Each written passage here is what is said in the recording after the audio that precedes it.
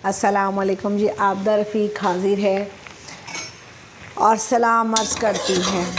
अब ये जी हमने आलू बॉईल कर लिए हैं, पानी देखें ड्राई हो गया। ये शिमला मिर्ची हम इसमें डाल देंगे, कट की हुई हैं। ये प्याज हमने अभी कट किया है, ये भी इसमें डाल देंगे।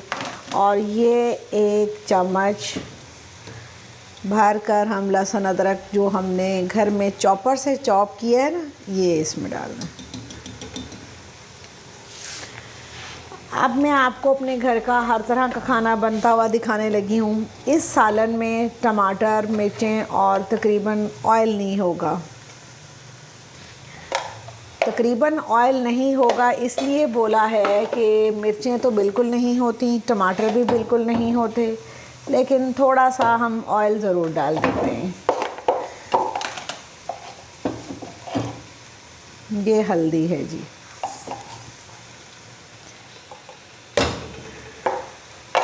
अच्छा जी, अब आप बताएं आप क्या बना रहे हैं। मैं तो एक चीज़ जो बना रही हूँ वो आपसे शेयर कर ली है। अब एक हाथ से ज़रा काम थोड़ा सा मुश्किल है, तो मैं अभी आपको फिर बताती हूँ।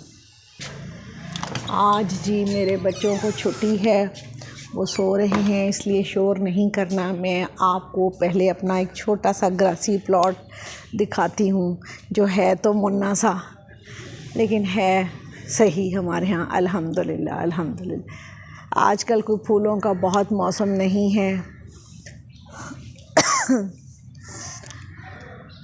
ये एक ऐसा पौधा है जो मेरे एक बच्चे ने लगाया था। मैंने उसे मना भी किया, बेटा मुंह पे नहीं लगाओ, दीवार के साथ लगाओ, लेकिन वो बच्चे हैं, उन्हें समझ नहीं आती, शौक़ करते हैं। तो मैंने कहा चलें जी, ये उनका भी घर है, वो जो चाहें करें।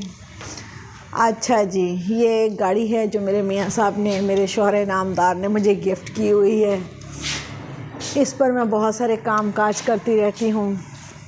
ये जनाब दूसरे हिस्से का छोटा सा लॉन है, ये भी मज़े का है। आप देखें, फूल पौधे चीज़ें वैरायटी अल्लाह ताला ने कितनी खूबसूरत पैदा की है, दिल खुश हो जाता है ना बैठने के लिए। ये एक झूला है, इस झूले की बड़ी मज़े की स्टोरी है। जब मेरा पहला बच्चा स्कूल गोइंग हुआ तो स्कूल में झूला था, तो वो बहुत रोता था कि बच्चे उसे बैठने नहीं देते। तो उसने और मैंने जो पैसे जमा किए हुए थे, तो ये झूला हमने तब ख़रीदा था। तो आपको इस झूले की स्टोरी कैसी लगी ज़रूर बताएं। यकीनन मज़ा आया होगा झूले की स्टोरी पर भी। ज़िंदगी पूरी एक स्टोरी है। मेरा घर 2 पोर्शन में है, एक ऊंचा है एक नीचा है। पहले मैं नीचे वाले में रहती थी, तो फिर जब हमने नया बनाया तो मैं इस वाले में आ गई। अभी मेरा बड़ा एक बच्चा जनाब अपने इदारे से अभी वापस नहीं आया, आने वाला है। अच्छा जी, मैं बैठ जाऊं, बैठ के गपशप कर लूं। अब आप भी कहेंगे ये क्या खातून है।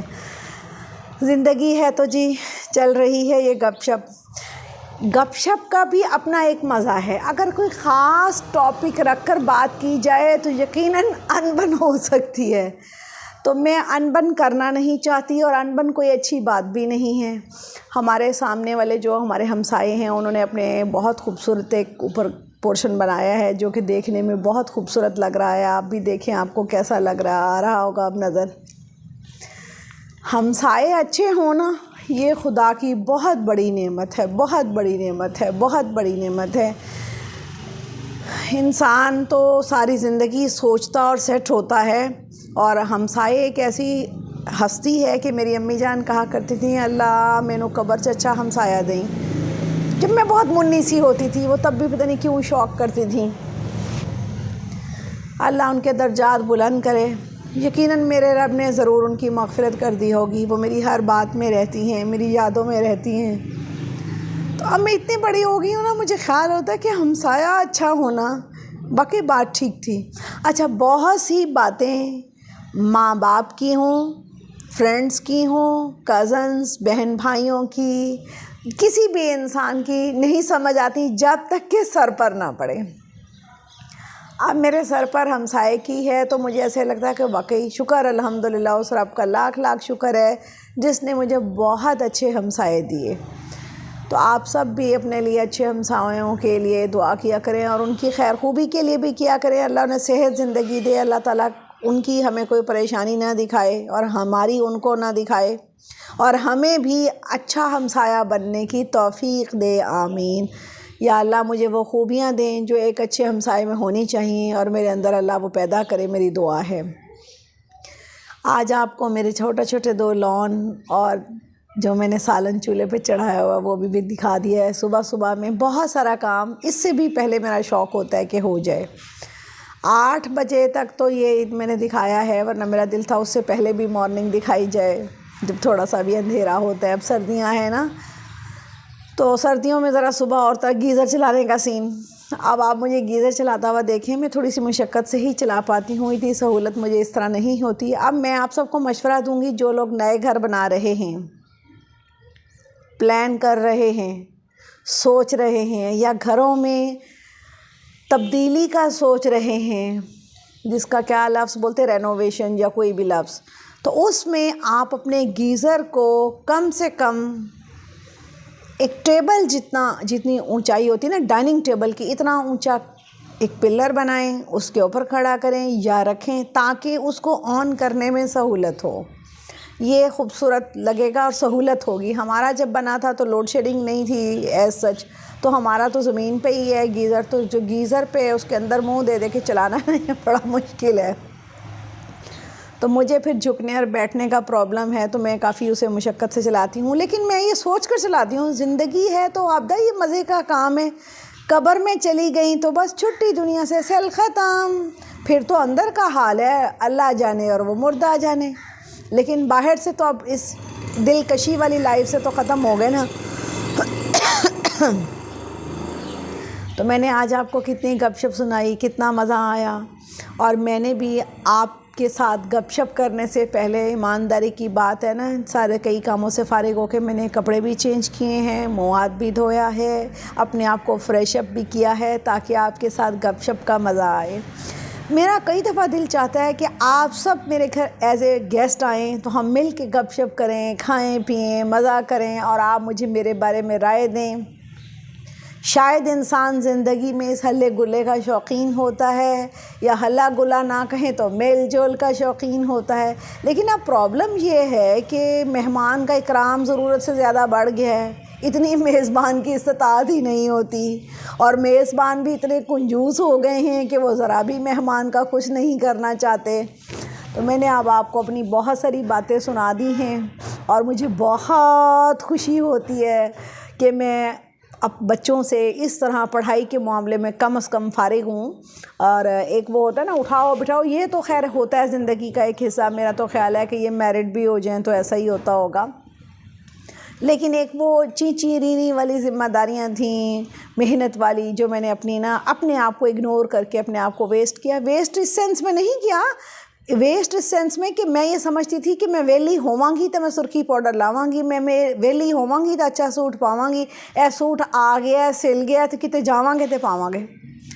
ये जो है ना गंदी गंदी हरकत, ये मुझे नहीं करनी चाहिए थी, बस पता नहीं क्यों कर ली मैंने। अब आप लोगों ने ऐसा नहीं करना।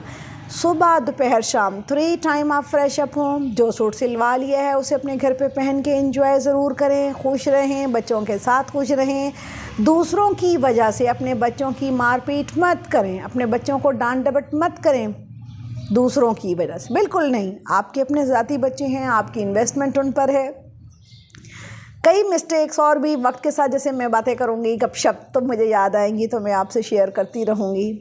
इंशाल्लाह बहुत इंजॉय करेंगे, आप बहुत खुश होंगे। और मेरा मकसद भी आपके साथ ये टॉपिक रखने का जो मकसद था ना, उसमें अंदर एक लुत्फ़अंदोज़ी, इंजॉयमेंट, एक ऐसी गपशप जिसमें हम सारी ख़वातीन, बच्चियाँ, ये सब हम इंजॉय किया करें, जो मेरी लाइफ के हैं तजर्बे। एक मैं एक और बात बताऊँ, मैं क्या करती हूँ, गर्मियाँ होती हैं, सर्दियाँ होती हैं, कपड़े धुले, तार पे गए, जैसे ही वो सूखे, पहनने की ज़रूरत है तो मैं बग़ैर इस्त्री के वो पहन लेती हूँ।